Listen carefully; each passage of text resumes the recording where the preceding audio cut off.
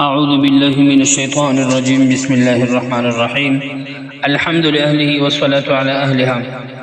دوستانو د سنا هیلث اکیډمي ته ښه راغلاست. ګران ورونه او خویندو که ستاسو رزق کم شوی وي، کاروبار مو په ټپه ولاړ وي، د پورونو له امله اندېښمن یاست یا د ژوند په چارو کې د برکت دعاوې کوو، نو نن به د الله تعالی د یو داسې مبارک ذکر په اړه خبرې وکړو چې هغه 3 واره ویل دي: یا ربنا یا رب، یا ربنا یا رب، یا ربنا یا رب، او پر اوبو باندې دم کول او هغه اوبه بیا څښل چې مسلمانان یې د الله د یاد او دعا په توګه وایي.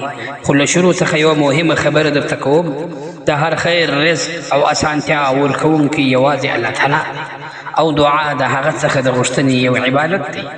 ډېر خلک پوښتنه کوي ولې دعا ژر نه قبلیږي، ولې رزق تنګ وي، ولې نه کاروبار کې برکت وي، او څنګه خپل رب ته په اخلاص دعا وکړو. الله تعالی په قرآن کریم کې خپل بندگان دې ته رابولي چې یوازې له هغه څخه وغواړي، پر هغه توکل وکړي او د هغه رحمت ته هیله ولري. مسلمانان باید هیڅکله الله جل شانه له رحمت الهي څخه ناامید نشي.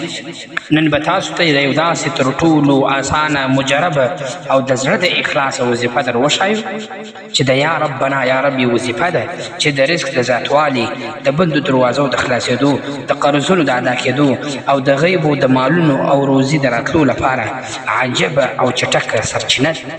دغه وظیفه چې موږ تاسو ته په تملیل کې ښکاره کړې چې یا ربنا یا رب، د دې به تاسو تماشه وګورئ چې کوم څوک په دې باندې عمل، کوم کسانو چې په دې باندې عمل کړی دی، د ژوند د اقتصاد چې څومره ستونزې او مشکلات دي، دا یو وختن په وختن سره ټول له منځه تللي.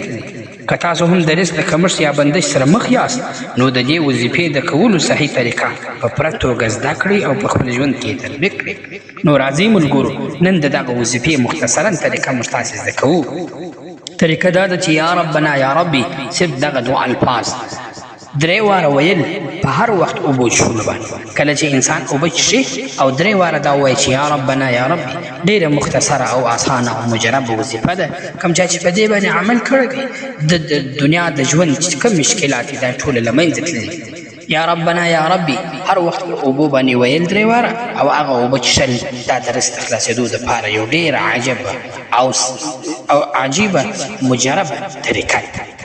یا ربنا یا ربي 3 واره پر اوبو باندې ویل او هغه اوبه څښل، هر وخت په دې باندې عمل کول، 11 ورځې یا 21 ورځې یا 41 ورځې یا حتی د ټول عمر دپاره په دې باندې عمل کول چې هر وخت سړی اوبه څښي. دغه طریقه دې استعمالوي چې یا ربنا یا ربي پر اوبو باندې دم کول او بیا دغه اوبه څښل. دا به د رزق د بندش د خلاصېدو دپاره، د بندش د ختمېدو دپاره، د رزق د خلاصېدو دپاره یو ډېر مجرب او طاقتوره وظیفه ده. که مې چیرې ویډیو خوښه وي، لایک، شیر او سبسکرایب مه هېروئ. ملګرو سره شیر کړئ. د الله په امان تر بلې ویډیو. السلام علیکم ورحمة الله وبرکاته.